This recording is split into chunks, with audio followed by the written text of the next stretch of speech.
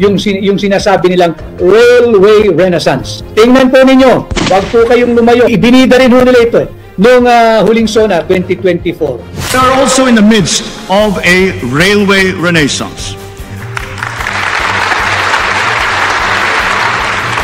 Kamakailan lamang, binuksan naman natin muli sa publiko ang PNR Bicol Line na may habang 100 kilometro mula Naga hanggang sa Legazpi. Binida po nila yan na lalawak ang release ng tren sa Pilipinas. Isang malaking pangbubudol. Yung railway renaissance na sinasabi ni Bongbong Marcos, kabulaanan po yun. Isang malaking pangbubudol. Tingnan po niyo yung ginawa nila. Yung release po, yung takbo po ng Tutuban to Calamba, natigil na po yan. Sapagkat tinanggal po binaklas ng PNR yung mga release. Dahil nga raw po, aayusin daw po nila at gagawing elevated track. Yung nakaangat po, yung parang MRT na hindi na po tumatakbo at grade o sa kalsada. Mainam po yun, maganda po yun dapat. Kasi nga, maiiwasan na ho yung pag may intersection, bumababa ho yung bamboo pag tumatawid yung tren. Iwas disgrasya at higit po magiging efficient yung oras ng biyahe. Subalit, mali po yung ginawa ng PNR. Hindi po nila itinulak o inilipat muna yung mga bagon at yung tren mula Tutuban hanggang Calamba. Ang ginawa po nila, winasak nila yung release, tanggal yung release. Pero hindi nila pinatakbo yung tren, yung mga bagon, iniwan po nila sa Tutuban. O di ngayon, wala na yung bagon doon sa Calamba. Wala na pong tatakbo. Ang racket po yan, corruption po yan. Kasalanan po ng incompetent USEC ng rails, yung ASEC ng rails, at yan nga po yung nagbitiw na. Wala na po sila ngayon sa PNR eh. Wala na sa PNR. Yung dalawa na sa gobyerno pa, nandiyan sa PCO, yung dalawa. Yung isa nag-resign na kasi nga pumuputok na po itong usaping ito. 26,000 daily passengers dislocated. 300 employees ang PNR na terminate. Wala na po silang trabaho ngayon. Yun nga ho, meron pa tayong isang, eto mahalaga po ito yung ating mga kababayan sa Bicol. At yung sumasakay dyan sa tinatawag nating PNR, yung Philippine National Railways. Mahalaga po ito dahil kung napapansin po ng ating mga kaibigan dyan sa Divisoria, dyan sa Tutuban, matamlay na po ang hanap buhay dyan. Malungkot, walang ganong activity. Bakit? Pinatay po nila yung linya eh. Yung Tutuban papuntang Calamba, pinatay po yan ng PNR. Dahil daw po gagawin nila yung release. Huwag po kayong maniwala doon. At ang may kagagawan po niyan, yung mga incompetent officials ang ating release. Wala na po sila ngayon dyan. Yung isa nandiyan na sa PCO, dalawa po na sa PCO na. Dalawa na sa PCO, yung isa nagretiro. Dahil pumuputok na po itong issue, yung incompetence dito sa release. Alam mo ninyo, itong tinatawag na, binida rin ho nila ito noong huling SONA 2024, yung sinasabi nilang railway renaissance. Binida po nila yan na lalawak ang release ng tren sa Pilipinas. Isang malaking pangbubudol.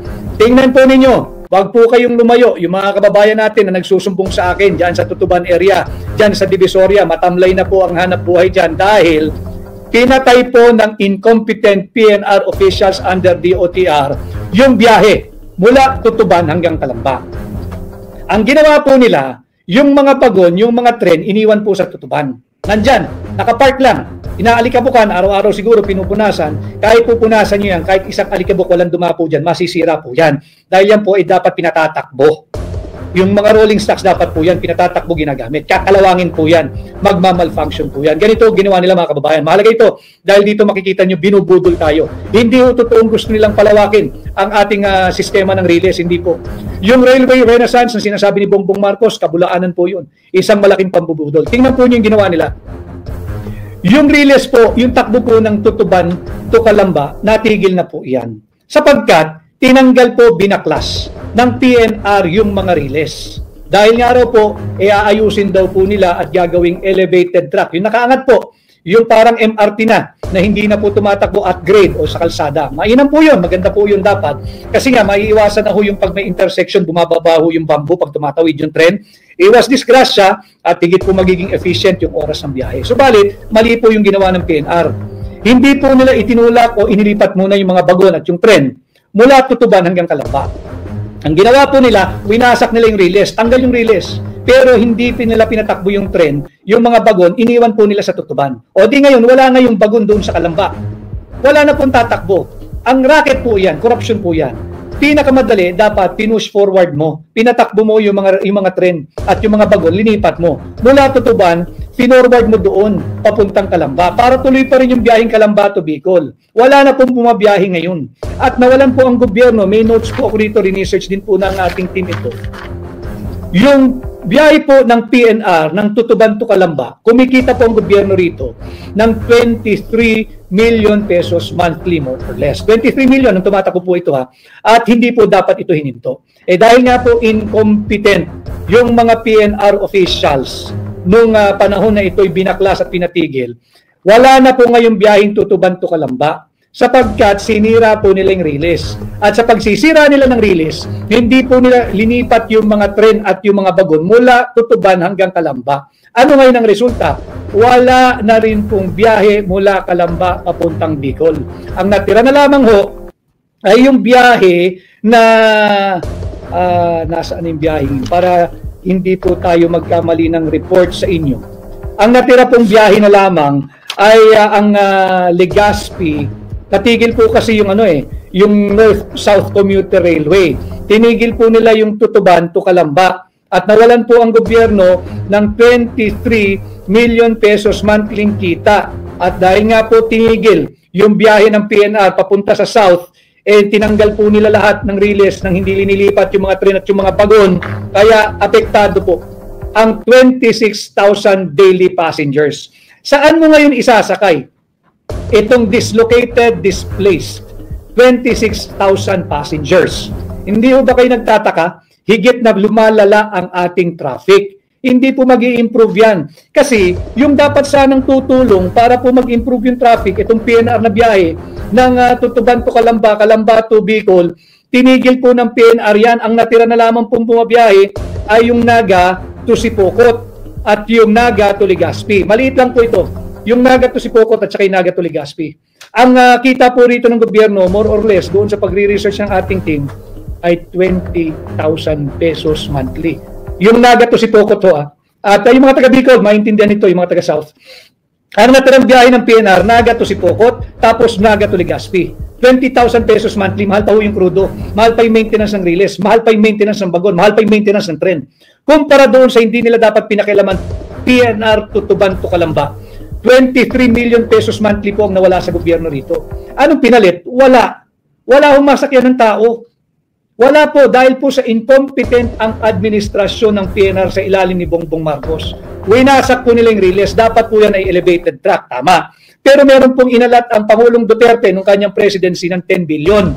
10 billion gagamitin po ito dun sa tinatawag na rail alignment or track relocation. Yung rail alignment or track relocation, hindi po kinakailangan wasakin yung existing na release. Habang ginagamit po yung existing na release, binubuo po sana yung elevated track para hindi po ma-dislocate, hindi matigil yung biyaheng Tutuban to Calamba at lalo hindi matigil yung biyaheng Calamba papuntang Bicol. Habang inaangat po yung tinatawag nating elevated rails, patuloy pong tumatakbo sana yung mga existing trains at nagagamit natin yung mga bagon ng PNR. Subalit, dahil na rin sa incompetence, tinigil po nila. Mga kababayan, alam nyo ito, isa Tutuban, wala na pong hanap buhay doon. Tinigil nila yung Tutuban Calamba na biyahe. Iniwan yung tren sa Tutuban.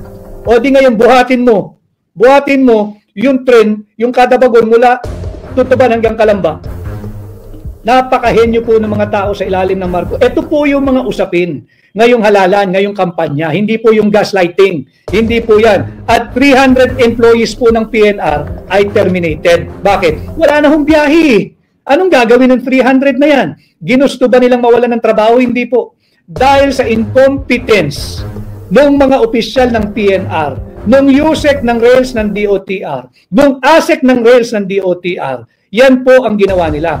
300 empleyado terminated. At yung mga nandoon po sa stasyon sa Tutuban, wala po. Wala nang ginagawa ang tao ron. Anong gagawin nila? Pinasasahod sila ng gobyerno. Mabuti po sa kanila yun para hindi naman mawala ng kita. Pero lugi po sa kanilang gobyerno, lugi sa kanila ang mamamayang Pilipino. Hindi naman nila kasalanan. Kasalanan po ng incompetent USEC ng rails, yung ASEC ng rails, at yan nga po yung nagbitiw na. Wala na po sila ngayon sa PNR Wala na sa PNR. Yung dalawa na sa gobyerno pa. Nandiyan sa PCO. Yung dalawa. Yung isa nag-resign na kasi nga pumuputok na putong usaping ito. 26,000 daily passengers dislocated. 300 employees ang PNR na terminate. Wala na po silang trabaho ngayon. At yung mga manggagawa dyan sa Tutuban, wala po silang gawin maghapon kundi magkwentuhan. Hindi po nila kasalanan, wala po silang gagawin. Wala na pong biyahe mula Tutuban hanggang Calamba. At wala na rin pong biyahe mula Calamba hanggang Bicol. Bakit? Wala hong tren eh. Iniwan ng mga incompetent officials ng PNR yung tren dyan sa Tutuban. Tapos sa kanila winasak yung riles. Imbis na pinapatakbo habang ine-elevate po yung trucks o yung riles, sana tuloy-tuloy pa rin yung serbisyo. Hindi nga po nag-iisip. Ito po ang mga paksa na dapat nating pag-usapan ngayong kampanya. Hindi yung kung ano-anong name calling at pangungutya na ginagawa nung leader, nung katunggaling, nung partido ng administrasyon. Napakarami hong sinabi kahapon, wag po nating kalimutan yung sinasabing may dugo sa kamay. 200 inosenteng Pilipino patay last year diyan sa Bicol, nalunod. 200 inosenteng Pilipino patay dahil ninakaw ang flood control funds.